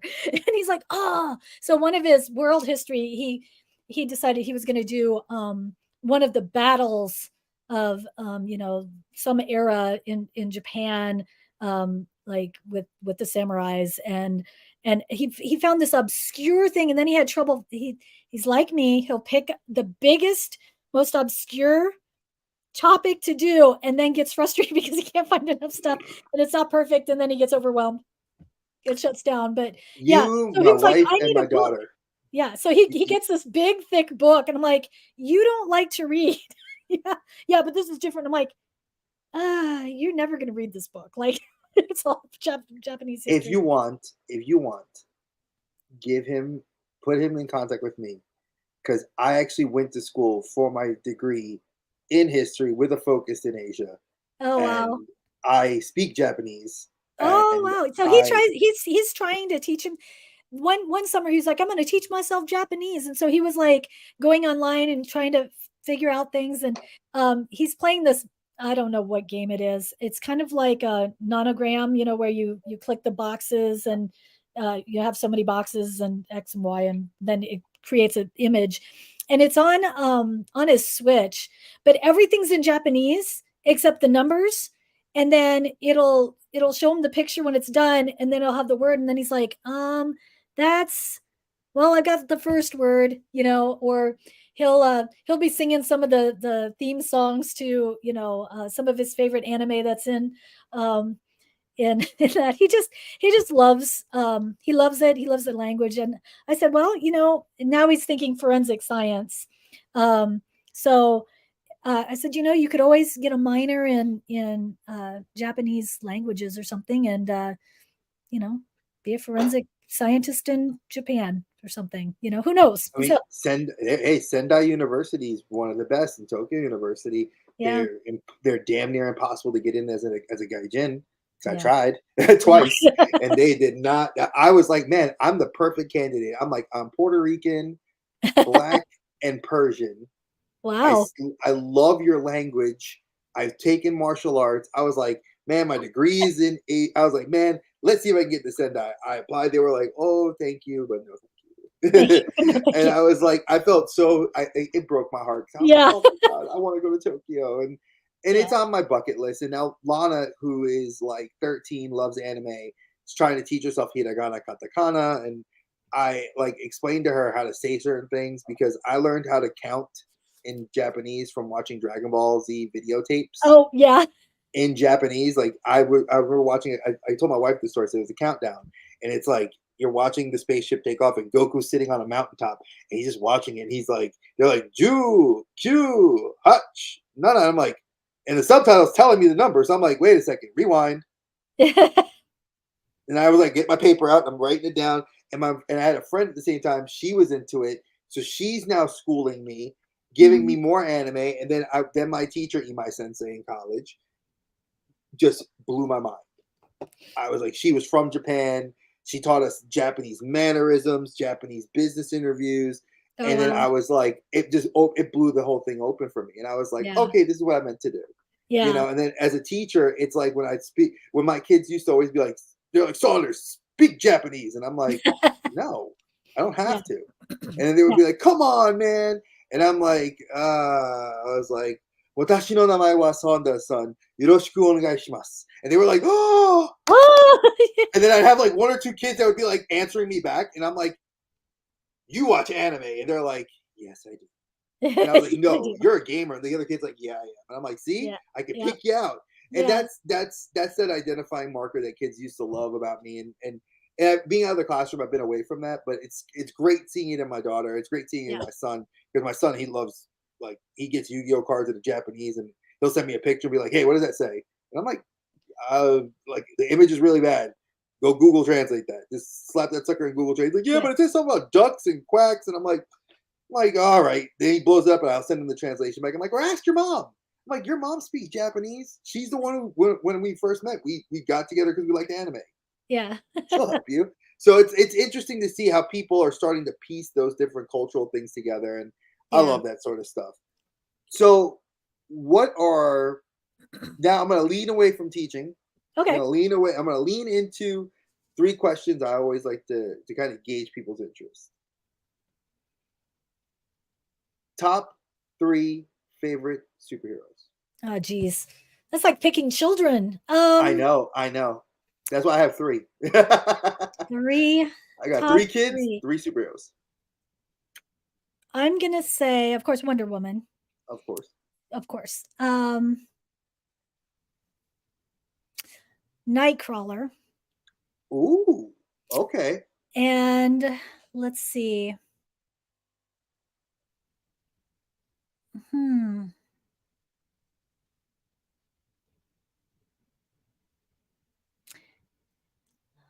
Of course, now I'm going blank. Let's see. I'm trying to think.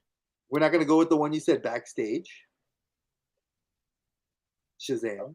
Oh, yeah, I like him too. Yeah, Shazam. Although for me, he'll always be Captain Marvel. I don't That's care. fair. That's fair. That's He fair. was Captain Marvel when I collected him the first time. It's Captain Marvel. Exactly. All right. That's that. If you Yeah. had, all right. So that's your 3. Yeah. Next question. Okay. You get 1 quirk, superpower you could Mm. have. What would it be? And why? Yeah, so I've thought about this a lot. Um, So many great ones. I know. But there's also like the bad side to all of them. Like, Of course, there's always a downside to there's always having a one of those downside. So powers. like you have to be really careful. Um, That sounds very One Piece of you with the demon fruit. yeah, It's exactly. like, yeah, you can get the cool power, but now you're gonna drown. Yeah, exactly. You get a power, but you're gonna look like bones. Exactly. Or you're gonna, have like gaseous ooze or something, or you're gonna be a candle or something. I don't know. Exactly. Oh, I think, yeah, I don't know. That one's a hard one because like I'm thinking about like I know which ones I would not want to have. Like I definitely don't want to hear people's thoughts. Yeah, that would drive me nuts. I would go insane. Like I don't want that. I definitely don't want laser eyes.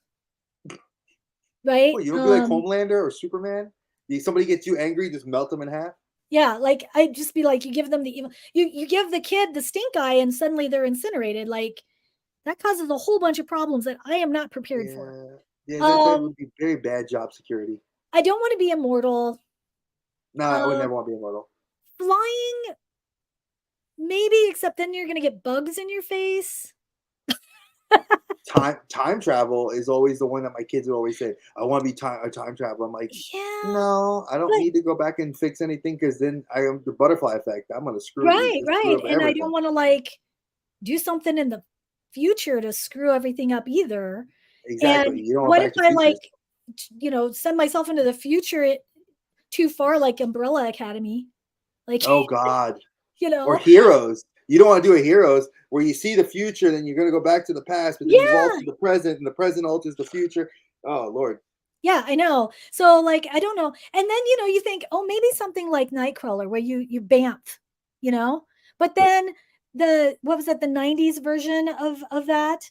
Um he was like actually like in between places. He was like in this like hell Yeah, universe. like he had like a limbo that he would Yeah, travel I'm just like, into, oh, where he that's would like boom, terrifying. boom. So Well, maybe I I don't mean, want that either. So I well, if don't you know. look, what about if it was me, I think I would choose super speed, for the fact that if the only thing I have to worry about is my metabolism, that's fine. Yeah. because I'd be able to get places I want to.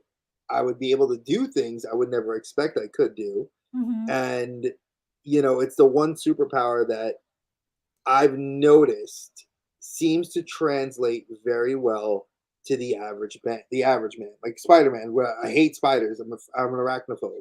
Yeah. But if I could climb walls, that'd be freaking dope. But then I'm scared if I fell, I don't have a healing factor. Would I want Wolverine's healing factor? He's 190 years old. Right.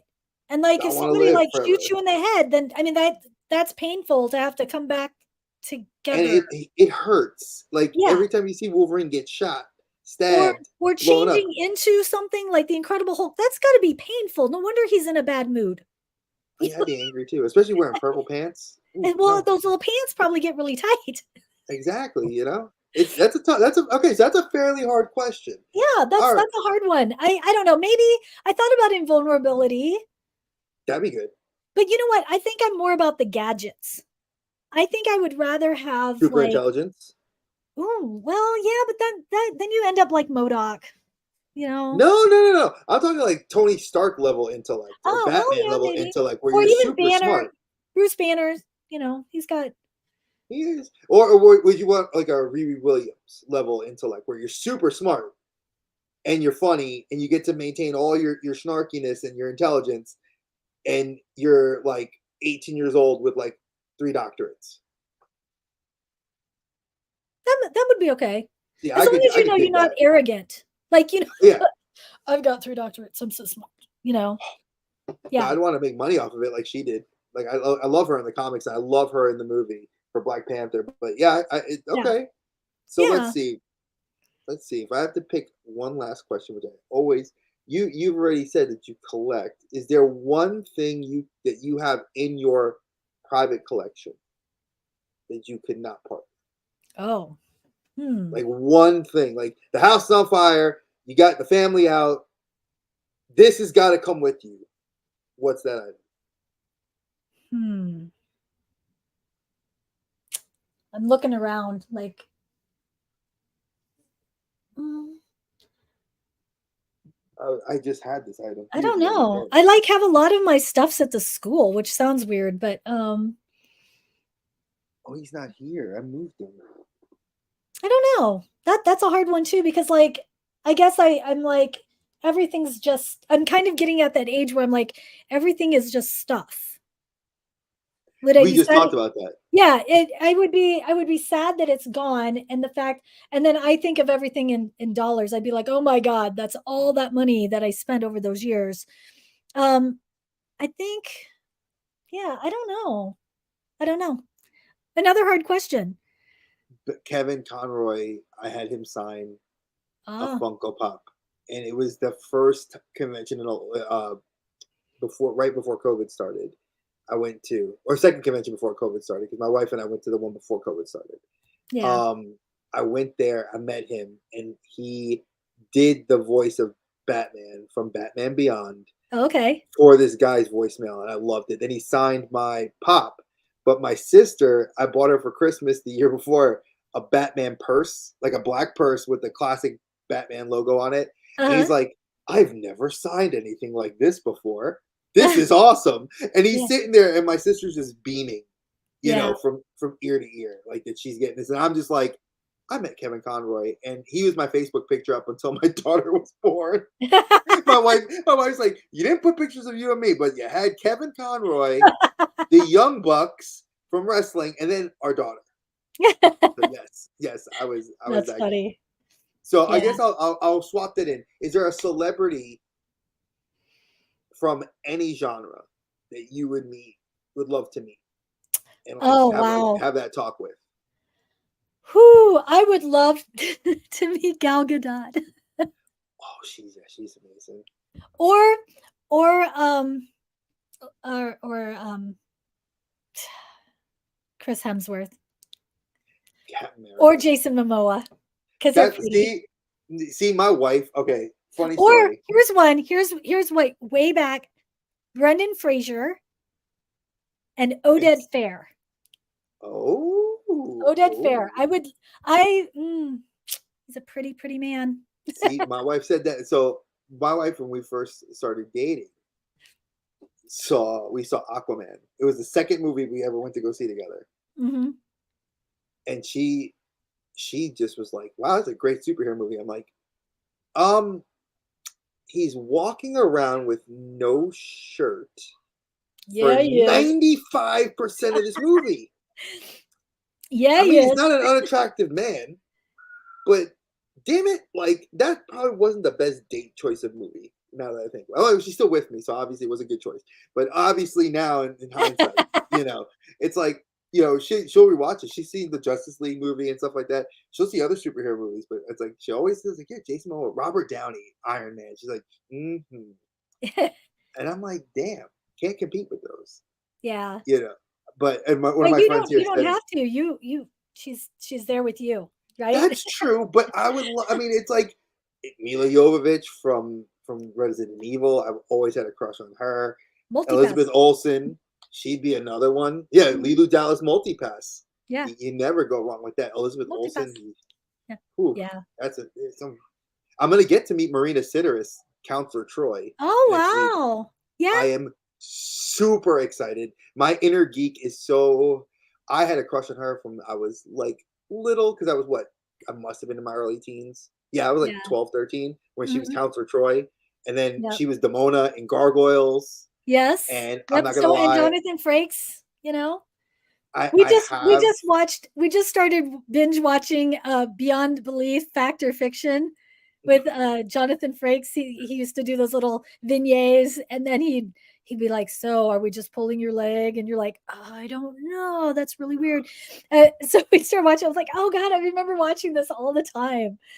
Yeah, yeah. We've been we just got done. Of course, we watched Picard. Now we're watching uh not Discovery, Strange Strange New Worlds. Worlds. Yeah, Yeah, that's been Strange New really Worlds is good. great. This season has been amazing. If Yeah, you're I like the like Nurse Chapel's the one that they did just recently with Nurse Chapel and Spock suddenly becomes human and he has to do all that stuff and it's I love it. hilarious. I love that episode. I think this week's episode was actually really good too. I just watched it this morning Oh, with Ahura. It's a very Ahura centric episode, oh yeah, we and watched that. Why didn't though it's I don't know with if we her and watched the whole thing or not. the I'm trying to dilithium think what happened.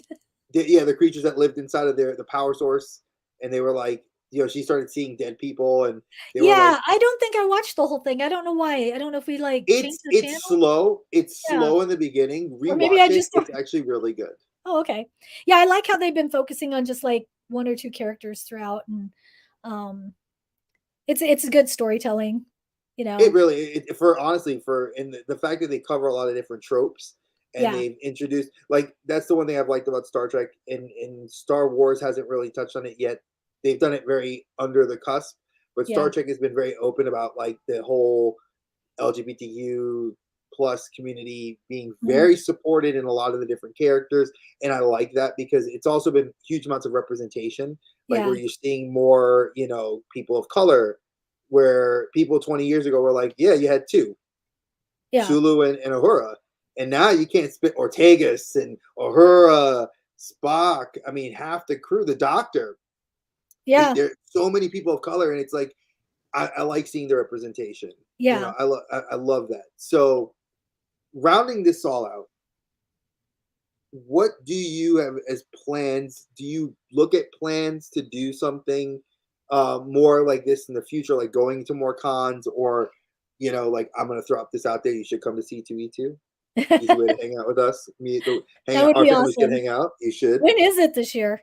C2E2 is April next year, the 26th to the 28th. Yeah, I think that's why I can't do it because it's like there's something going on like I think I have like speech contest or something. So I'm the small school and it's my son's senior year. So probably not this year, but maybe I can do it next year or the year after. I Well, mean, I'm gonna. 2025. I want to. I know I'm gonna go. Like we're Yeah. gonna go because we want to present, and if everything works out, God willing, we're gonna try to do Rhode Island this year. If we can't, then we'll do C2E2 Yeah. next year. But I was on the gonna bucket do list is Minneapolis. SDCC. I was gonna do Minneapolis with the same company that does that did Des Moines Con.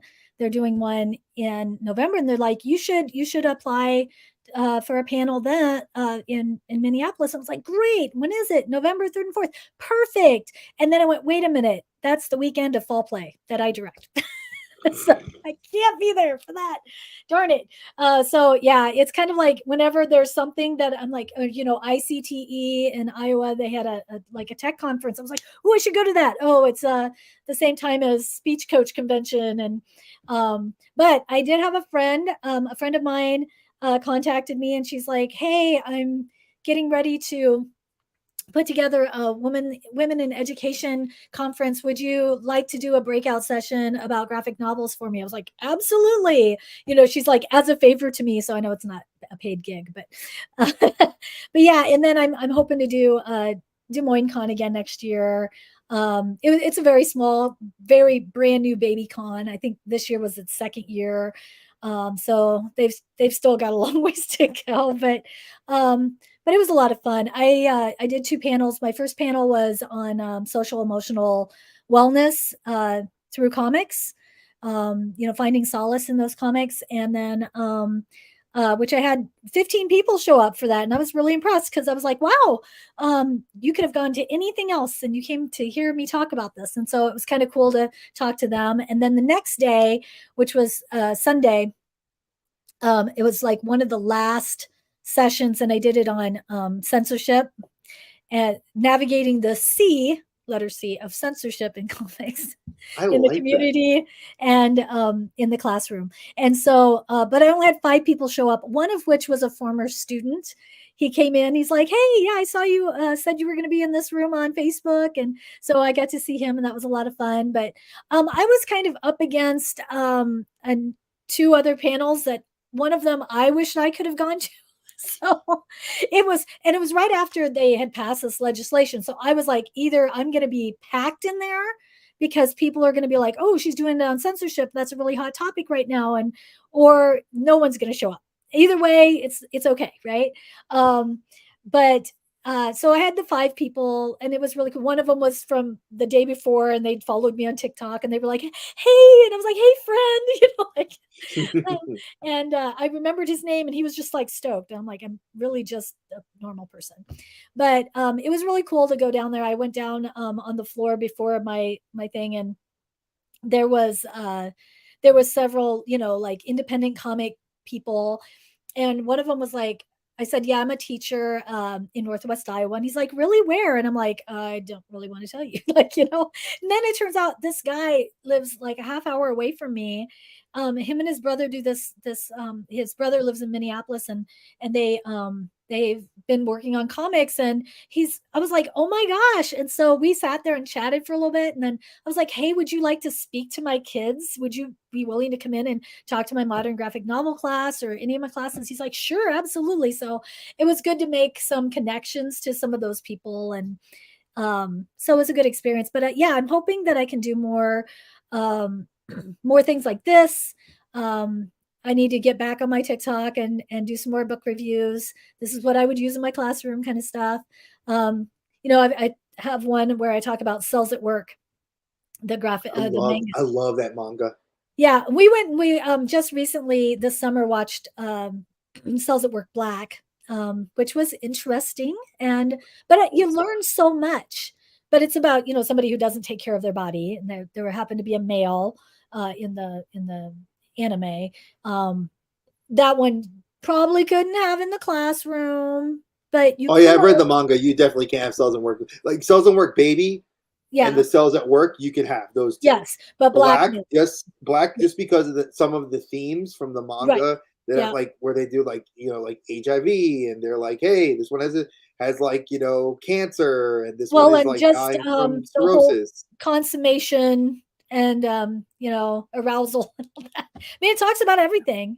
Oh yeah, and drugs and alcohol, and it was still, we watched it and we were like, okay.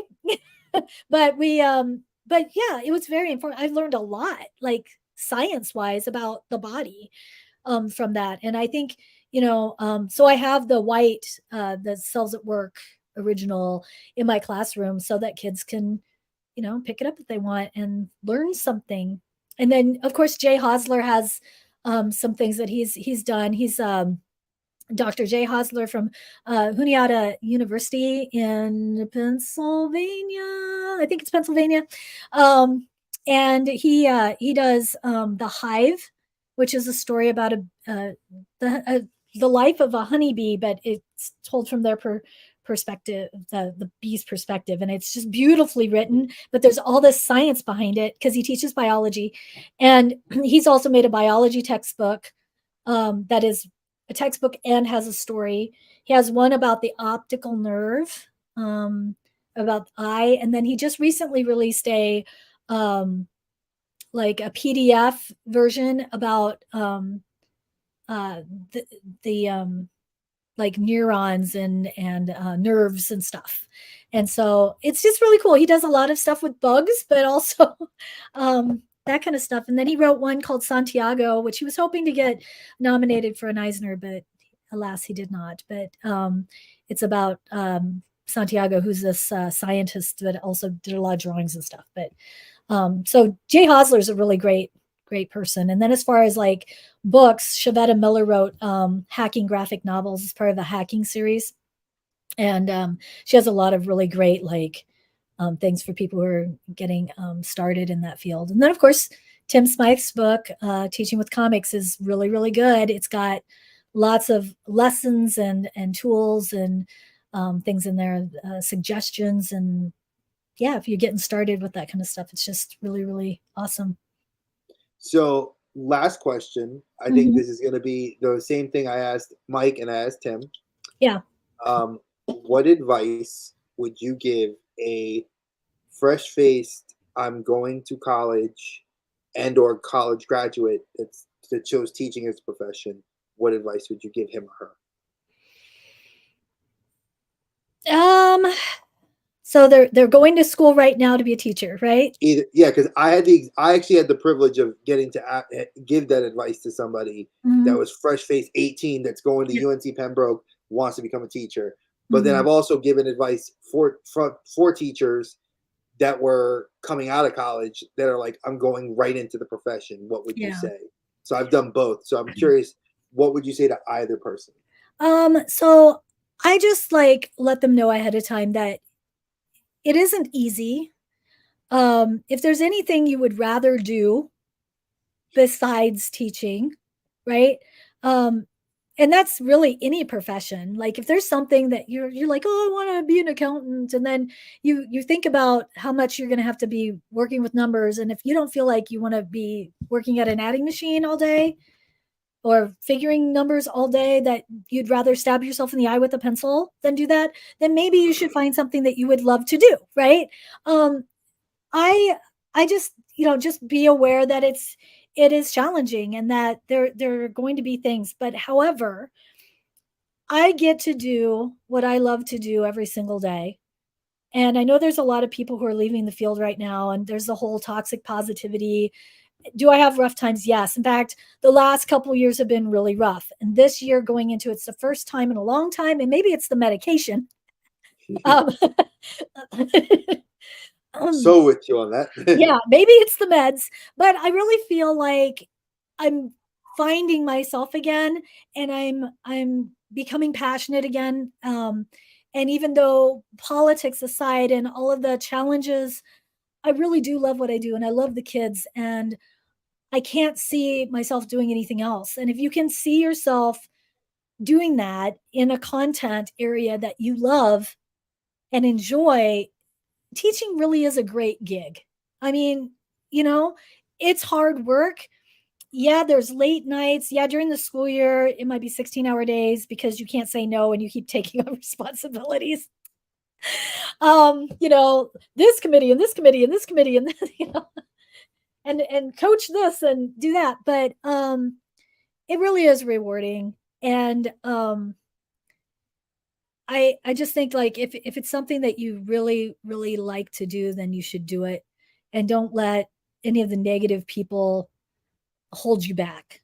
Yeah, there are a lot of people leaving the profession, but there's a lot of people who are staying, and we're doing it for kids because we want what's best for them, and we know that not every kid has the same opportunities, and we don't know what they do when they get home, or who they go home to. And so if we can be a light to them, and an encouragement, or be a family to them, then that's why I do it. It's I've told admin before, um, you know what, if they leave my room a decent human being, then I don't care if they learn proper semicolon usage.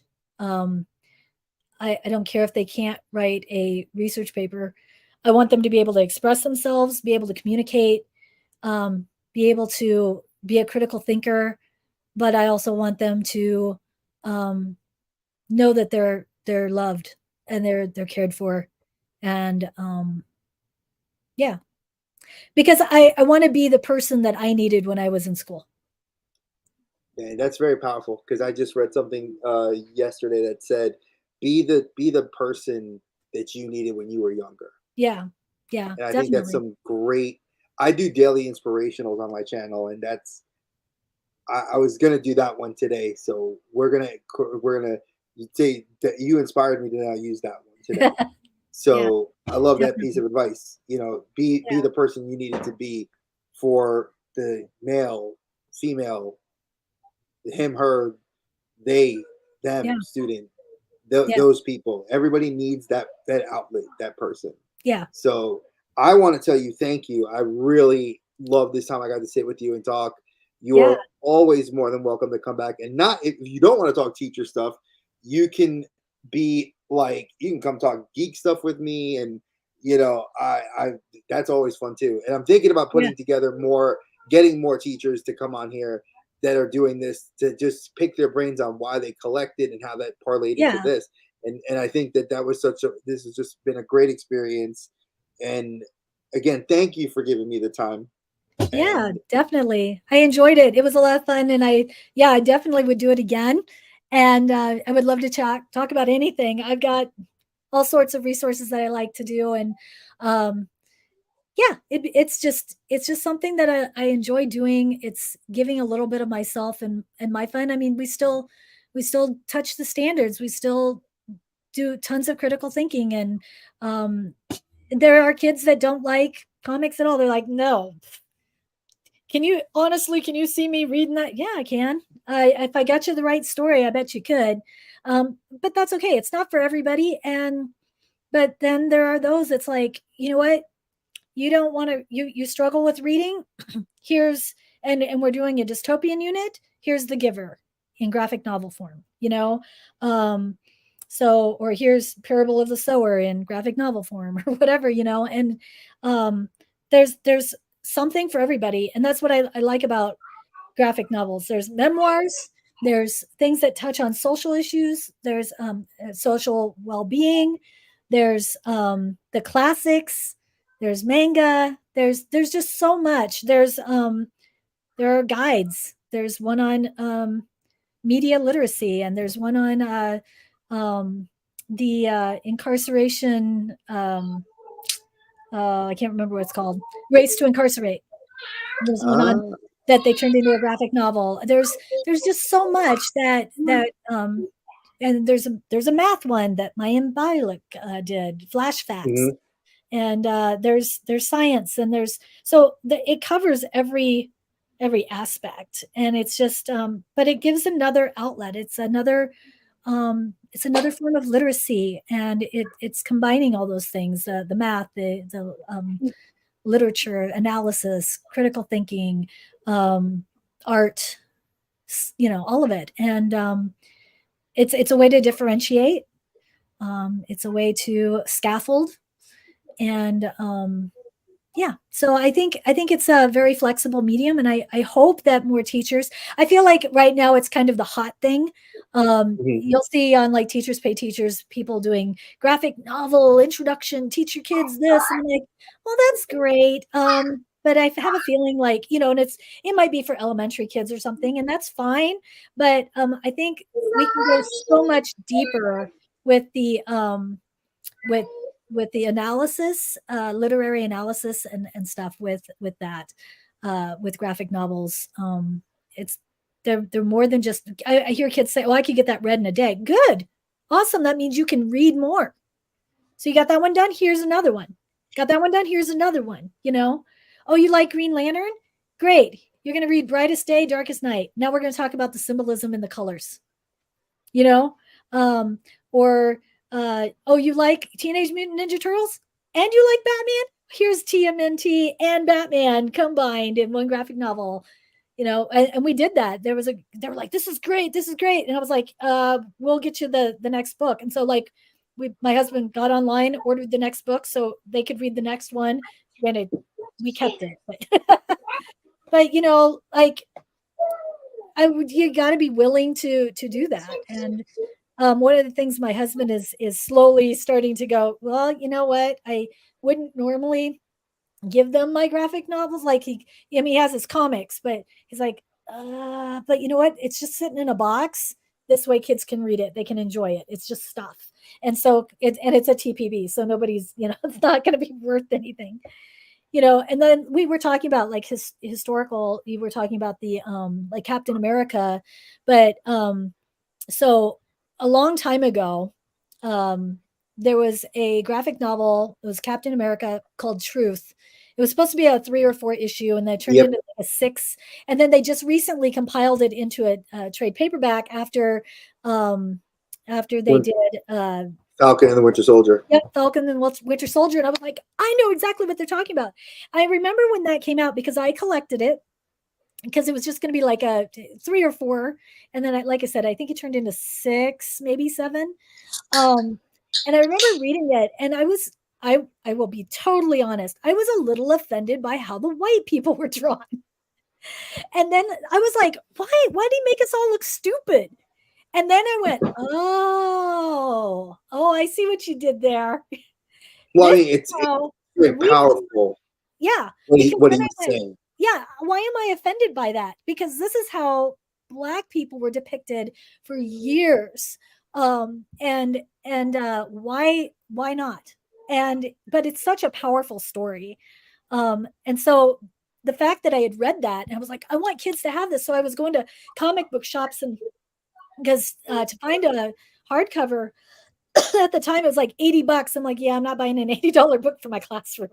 That'll get destroyed.